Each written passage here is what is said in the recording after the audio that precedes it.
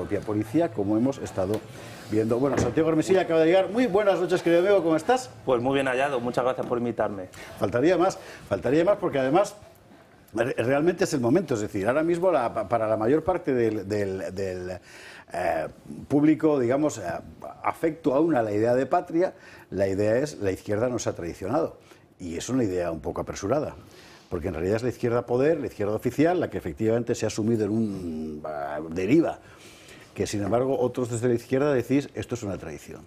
Hombre, nosotros en Vanguardia Española y en el resto de vanguardias de otros países que a nivel de iberofonía nos movemos, decimos que esto es una traición evidente, sobre todo a la nación española, una nación que se construyó en una guerra de liberación nacional contra una invasión francesa, y que las izquierdas, y particularmente esta, la socialdemocracia, haya traicionado eso, se explica porque sigue órdenes del extranjero para desguazar la nación.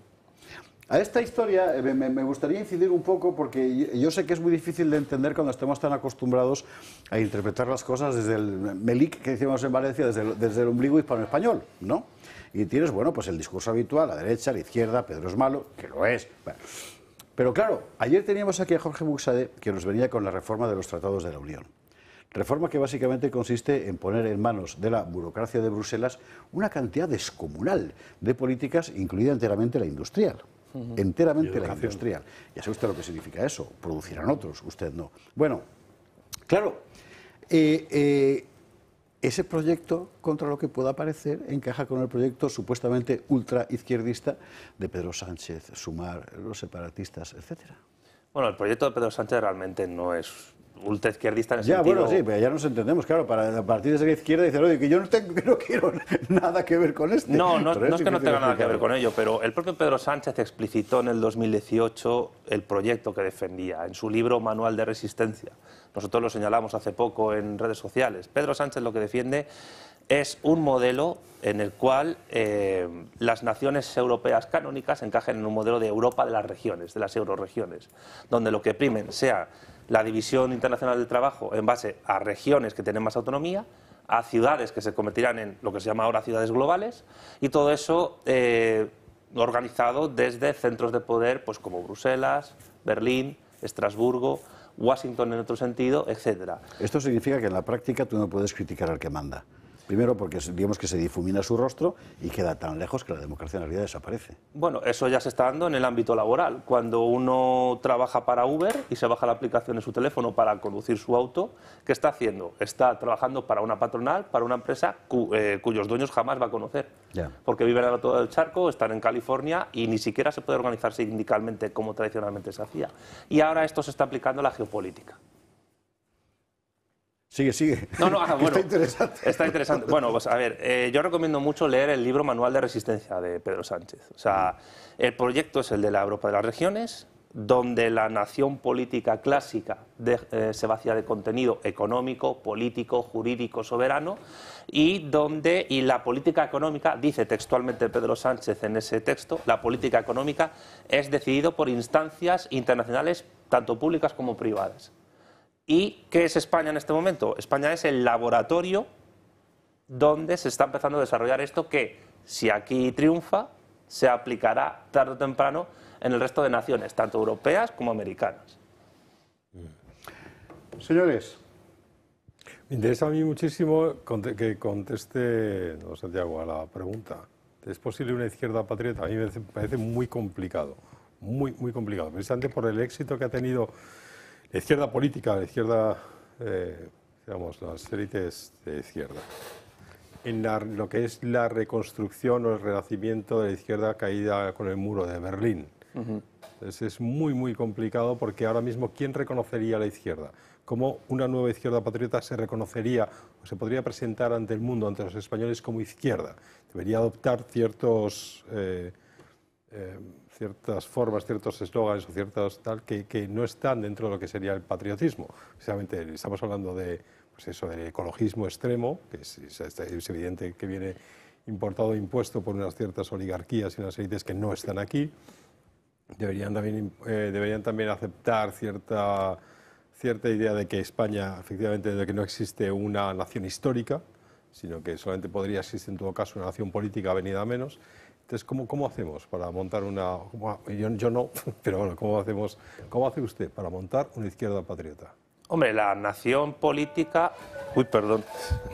Esto es la alarma de la diabetes de mi padre, que a veces la tengo para saber cuándo le toca pincharse.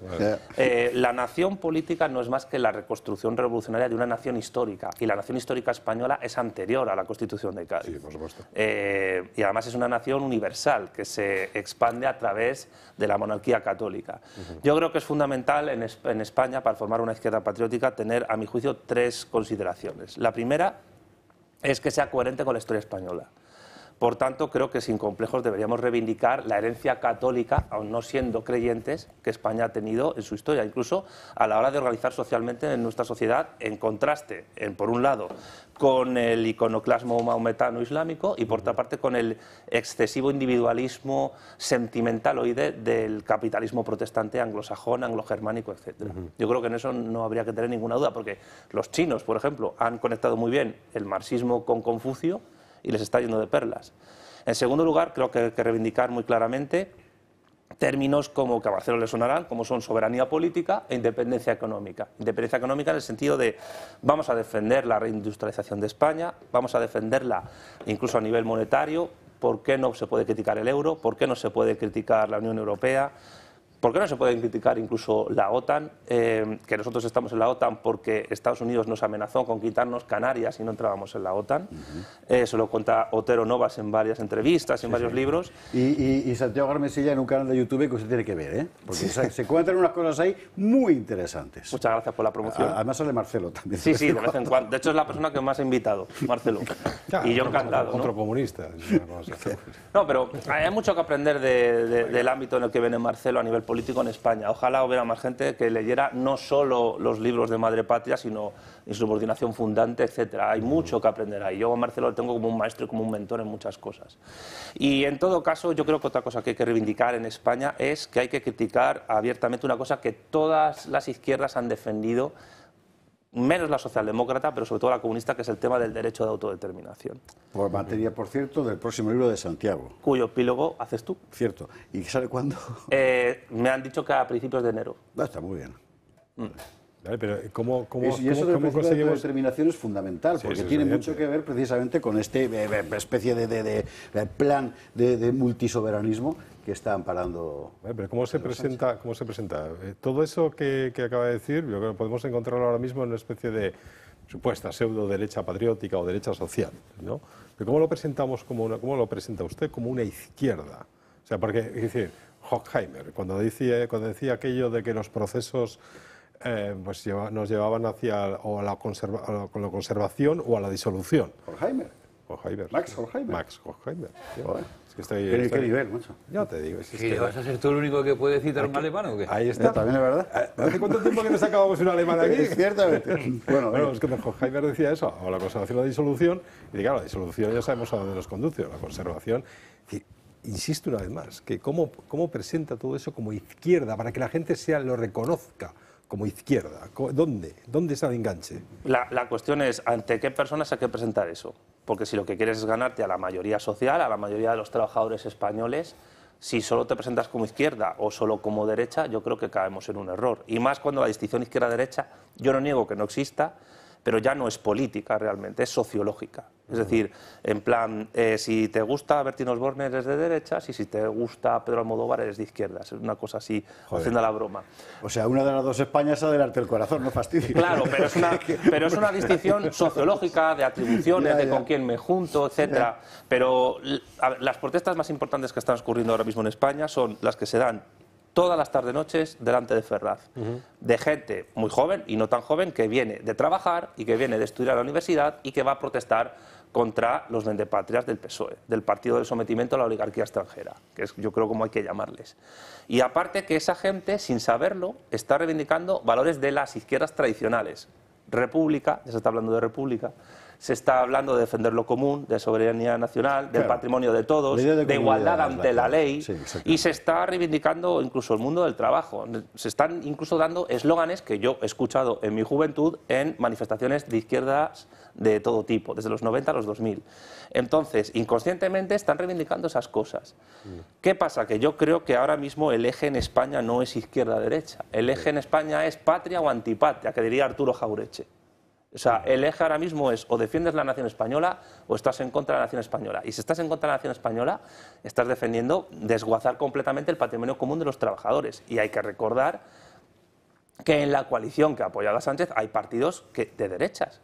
Pero como el PSOE es el camino, la verdad y la vida, con perdón, ellos determinan qué es la democracia, qué es la dictadura, qué es la izquierda, qué es la derecha, etcétera. Pero el PNV o el propio Junts de Puigdemont son derecha de toda la vida tradicional. Y el PNV de sacristía. Entonces, el eje izquierda-derecha es sociológico y ya no es político. Y no explica la necesidad de la coyuntura del momento. Por lo tanto, si hubiese en vuestros términos, una izquierda que se presentase al pueblo español, yo creo que no debe obviar completamente ese eje. Está políticamente periclitado. No digo que no pueda surgir, pero hoy por hoy no tiene practicidad. Marcelo. Yo cambiaría también la pregunta y diría, ¿puede haber una derecha patriótica? Porque por lo que yo veo en España, si la hay es muy pequeña. Porque lo que llaman derecha es una derecha antipatriótica. Porque en realidad lo que acá está en juego es que en todas nuestras naciones se dividen entre globalistas, es decir, antipatria, antipatrióticos, y patriotas.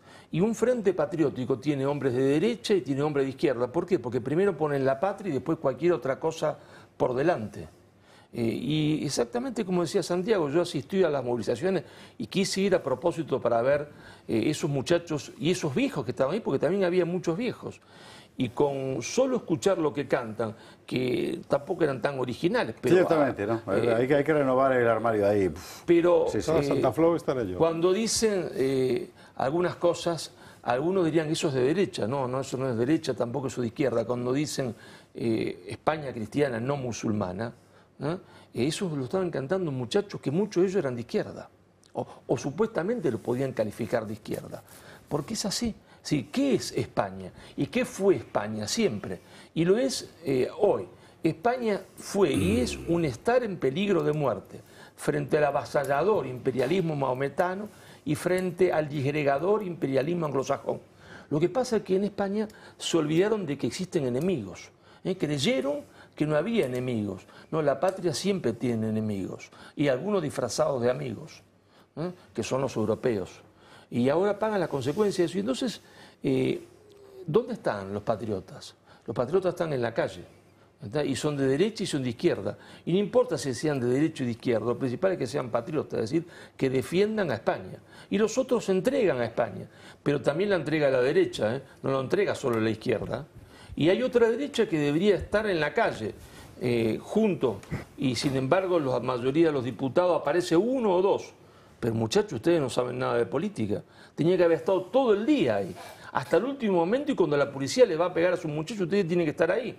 ¿Verdad? Hay que recordar que ayer Javier Ortega Smith fue con 2 o 3 más a decir, se identificó como diputado nacional y estuvo hablando con los policías para decir, os vamos a observar. Venimos para observar, porque ustedes tienen una serie de obligaciones, de derechos también, y venimos aquí a observar el escrupuloso cumplimiento conforme a la ley. Hizo algo, pero es poco. Ahí tendrían que estar todos. Ahí tendría que estar, bueno, todos. Y si le pegan, esto que le tiene que ver primero mucho, a ellos. esto tiene que ver mucho con el grado de movilización, ¿no? Mañana hay manifestación. Mañana hay manifestación de gente que mucha de ella, los convocantes, están pensando todavía en el viejo sistema que se está muriendo. Y como usted sabe, nosotros estamos apoyando todas las movilizaciones, porque en esto efectivamente todo el mundo cabe. Es mañana a las 12, aquí va a haber programa especial para contarla, no en mi nombre, ni amnistía, ni autodeterminación. Va a estar Santiago Armisilla también, dentro de un montón de gente de esta convocatoria. Pero aprovechando que está aquí Santiago, yo quería someterle otro asunto que para los que somos, digamos, del entorno sociocultural de la derecha, etcétera, nos interesa mucho entender y escuchar tu opinión, que es cómo ha podido llegar la izquierda a asimilarse con el discurso woke.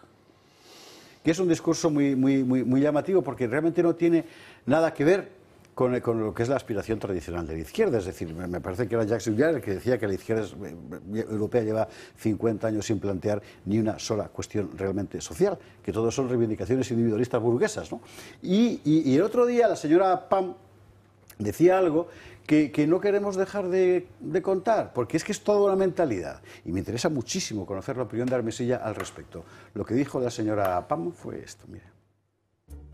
Ángela Rodríguez Pam avala que haya más gordos homosexuales en el cine español. Así lo manifiesta un informe bajo el amparo de la Secretaría de Estado de Igualdad, que se queja de que la intersección entre personajes LGBTIQA+ y cuerpos gordos es prácticamente nula. No es para reírse. Pero también se puede ver un punto machista, ojo, porque dice el texto que hay más hombres no normativos que mujeres. Es decir, hay una mayor presión hacia el sexo femenino para encajar dentro de los cánones de belleza.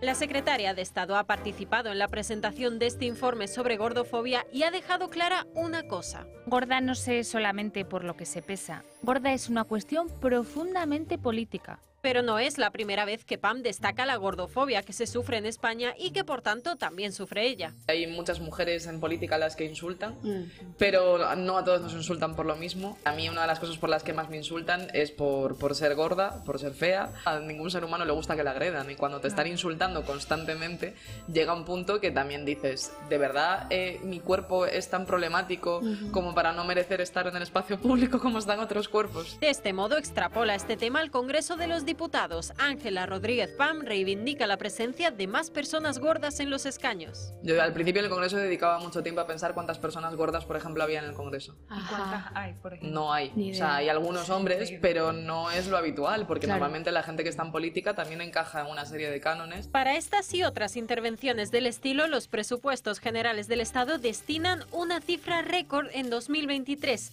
573 millones de euros del contribuyente para hablar de gordofobia, de cuerpos normativos o para pedir que haya más diputados en el Congreso a los que les sobren algunos kilitos. Esto sin contar, claro, el dinero que va directamente al bolsillo de la Secretaría de Estado de Igualdad, que recordamos forma parte del gobierno. Esta es su forma de asegurar... Soy militante feminista 24/7. ...que gobernar España es cosa de delgados. Esto seguramente se acabará, pero para mí la pregunta importante es esta. A mí no me cabe la menor duda de que esta mujer está convencida de lo que dice. Sí. Y de que ese discurso ella lo asume como una forma de militancia. Sí. Entonces, ¿qué carajo ha pasado en esas cabecitas para que deriven de la lucha revolucionaria popular contra un poder explotador a la reivindicación del gordo LGTB? O sea, de verdad que es que me cuesta entenderlo. A ver, la explicación es multicausal, pero resumiendo mucho, desde que en los años 60 en Estados Unidos se empiezan a aplicar leyes antidiscriminación de los afroamericanos, etcétera, y luego eso se va poco a poco extendiendo a las mujeres, a los homosexuales, etcétera, pues eso se va también convirtiendo en materia de estudio en los campus universitarios. Porque básicamente el motor ideológico de estas izquierdas indefinidas, de estas izquierdas woke, son los campus universitarios estadounidenses. Y desde un prisma, digamos, de análisis geopolítico, lo que se ve es que para poder trabajar en cualquier universidad española o de cualquier democracia liberal avanzada, sea europea o americana, hay que pasar por el aro de analizar los estudios universitarios que se dan en Estados Unidos.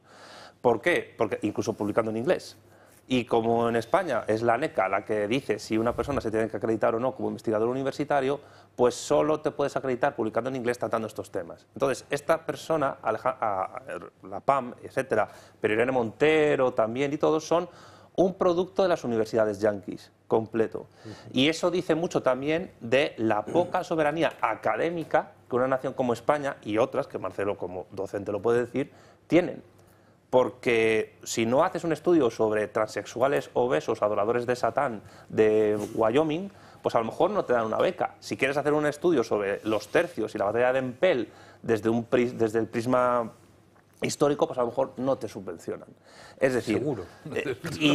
Y una persona defiende con sinceridad lo que, como ella, lo que defiende porque la da de comer. No en exceso, como en su caso, sino que la da de comer porque vive de ello, trabaja de ello. Y cuando evidentemente una ideología te da de comer, no la puedes abandonar, porque tu ritmo de vida y tu forma de socializarte con el mundo depende de eso. Y yo creo que ahí está la gran explicación, aunque habría que hablar de otras cuestiones, ¿no? Históricas. Entendido. Carlos iba a decir. No, de explicaciones inmediatas, no históricas. Yo creo que hay algo que es incluso más importante. Supongo que a la larga no, es lo que ha dicho Santiago, pero a corto plazo, a medio plazo, hay una cosa que ha sido fundamental, que son las empresas, ¿vale? La introducción de los criterios DEI, que se llaman, DEI como un acrónimo, hace que, bueno, todos hemos oído hablar de cómo todas las finanzas están, todas las empresas están prácticamente dominadas o tienen como las grandes como accionista de referencia a dos grandes financieras que son BlackRock y Vanguard. Bien, pues estas aplican, es decir, estas van a decidir si tú tienes o no tienes dinero, ¿vale? ¿Te vamos a financiar o no te vamos a financiar? Sin más. Y cuando tú vas a financiar una empresa, pues tú pides evidentemente una serie de, quiero que me digas a qué te dedicas, quiero que me digas cuál es tu... Y empiezas a pedir magnitudes empresariales, ¿sabes? ¿Cuál es tu deuda? ¿Cuál es tu...? Bien. Eso era lo tradicional. Ahora, además, se da igual o mayor importancia, igual que en lo de a los médicos vascos, el vasco, ¿qué tal? Se pide cosas como inclusión, entonces te preguntan qué plan tienes de tal, no sé cuántos. Claro, si eso lo haces para cualquier empresa, que todas necesitan dinero, para prestarle dinero tienen que aplicar esas cosas, pues la influencia en toda la sociedad, porque las empresas están en todas partes, todos compramos, todos somos empleados de una empresa y tal, pues claro, es gigantesca. Y eso te encuentras en el mes del orgullo gay, pues no hay una empresa que se atreva a no poner en su logo la bandera gay. Y hay que conectar ese mundo empresarial con ese mundo académico. Están totalmente entretejidos. Por supuesto, porque ¿quién financia la academia, ¿no? Pregunta, Pedro va a decir una cosa y yo te voy a hacer una pregunta final. Sí. Bueno, me he dejado pasmado lo de la... A ver, lo tengo aquí apuntado para no equivocarme. Intersección de personajes LGTBQ+, creo que no me he dejado nada, con personajes obesos. Y joder, que esto sean capaces de subvencionar y pagar un estudio, que creo que ahí está la clave, la pasta. Pero oye, Santiago, es que a mí me cuesta mucho pensar que en España, que el eje es el PSOE, que haya una izquierda que se oponga a esto.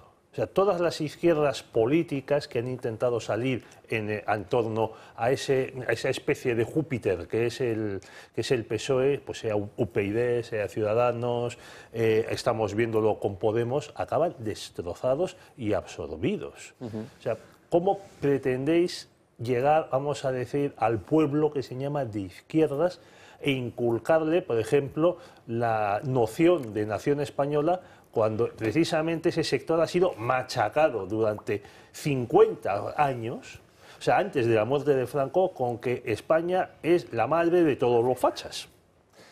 A ver, España vive una cosa que hemos hablado Marcelo y yo muchas veces, la subordinación ideológica perfecta, tanto a nivel de élites internas como externas, porque nuestro movimiento woke interno empezó con reconocer a Cataluña, País Vasco y Galicia como naciones étnicas. Es nuestro indigerismo patrio. Uno de los problemas que nosotros tenemos es precisamente que la mayor herramienta de esa subordinación perfecta es el PSOE. ¿Y qué es lo que le ha pasado a esas alternativas? UPyD fue una escisión del PSOE en gran medida, Rosa Díez. Pablo Iglesias nunca se atrevió a acabar con la tradición política del PSOE, lo dijo en muchas entrevistas. Él decía, vamos a intentar domeñarlos y llevarlos a nuestro terreno. Es imposible que hagas eso, porque el PSOE controla la universidad, controla el mundo de la empresa privada, los medios de comunicación de masas, controla el mundo de la cultura, bueno, de los caricatos que se dicen en la agencia tributaria, controla además también la educación, tanto primaria como universitaria. Ha habido muchas asociaciones de jueces y fiscales que han protestado por la amnistía, pero ¿se ha visto algún decano de Facultad de Derecho protestar? No, porque las tienen copadísimas. Entonces, la tarea ardua, y en esto por eso hay que, digamos, obviar un poco el eje izquierda-derecha y tener un eje patria-antipatria, la clave para acabar con esta subordinación ideológica, a nuestro juicio de Vanguardia Española, pasa por una cosa que es harto difícil, pero yo siempre que puedo lo digo, hay que destruir al PSOE. Si no se destruye al PSOE, es absolutamente imposible recuperar la soberanía nacional española y elevar a los trabajadores a la condición incluso de clase nacional. ¿Sabes qué pasa, Santiago? Que yo siempre he pensado, vamos, siempre no, pero desde hace ya bastante tiempo he pensado que para destruir, la única manera de destruir el PSOE es previamente destruir al PP. Pero bueno, ya esto quizás sea un poco demasiado largo. Hay que decir que el PSOE pues, es un partido que es supuestamente de izquierdas y tal, y en esa especie de dicotomía en la que se fundó la transición, de una especie de turnismo y tal, vamos a tener un partido de derechas y de izquierdas, se suponía que el otro, el PP, tendría que ser una especie de freno, y de tal manera que no podía, por supuesto, gobernar el PSOE todas las veces que quisiera, pero no podría convertirse en el PSOE State of Mind si enfrente tenía uno que dirá, tú vienes, pones esto tal, yo vengo, desmonto lo tuyo, pongo lo mío, tú vienes otra vez, y así en una alternancia real. Y lo que ha pasado no es eso, y todos sabemos que el PP ha sido cómplice en el sentido de que ellos llegan y dicen, no, nosotros somos gestores. ¿Qué gestores? Pues no estáis en política, meteros en una banca o de lo que sea. Es decir, un político es político, y yo tengo unas ideas que son distintas de las tuyas, y yo voy a poner mi proyecto. No de una manera tan invasiva que caiga en una especie de autoritarismo, no, yo diré, contando con que tú lo vas a cambiar luego y vamos a ir tal, y estamos más o menos en la misma senda constitucional. Pero como no ha hecho ese papel, absoluto, pues evidentemente el PSOE lo ha inundado todo, incluyendo al PP. Bueno, pero es que el PP es un partido que durante mucho tiempo, ahora ya no tanto, pero fue dirigido por funcionarios de alto rango. Sí. Entonces ellos tienen una concepción de la política de gestión. Vamos a arreglar el desajuste que han hecho estos y luego pues nos vamos. Pero a nivel ideológico, superestructural, que diría Marx, no cambian prácticamente nada. Y tampoco pueden cambiar prácticamente nada por el orden constitucional que tenemos. Una de las cosas que hay que hacer fundamentales en España es criticar la Constitución española por su articulado incoherente y contradictorio. El mismo artículo 2 dice: la soberanía se basa en la indisoluble unidad de la nación española, patria común, indivisible de todos los españoles, y reconoce, y al mismo tiempo, las nacionalidades y regiones que conforman la misma. ¿Cuáles son esas nacionalidades? Sin explicar en qué consiste la diferencia. Claro, y una diferencia que no existe. Entonces, ¿por qué diantres no se critica la Constitución, que se la estudia la gente como un teólogo estudia teología dogmática en la Biblia? Es decir, la Constitución no es la Biblia, es un texto absolutamente imperfecto que nos está llevando a esta situación también. Y parece ser que es tabú criticar la Constitución. Y además el PP, el problema que tiene es que la tiene, pues eso, como el Talmud de los judíos. Y eso es tremendo. Santiago Hermesilla, gracias mil. Mañana nos vemos en la manifestación. Recuerde usted, mil gracias por llegar hasta aquí. Oye, cada vez que quieras, aquí tienes ventana, porque además estoy convencido de que la mayor parte de nuestra audiencia ha compartido prácticamente todos tus propósitos. Sí, es tremendo. Para uno de izquierdas que traemos y no nos pegamos. Yo feliz, encantado. Gracias mil.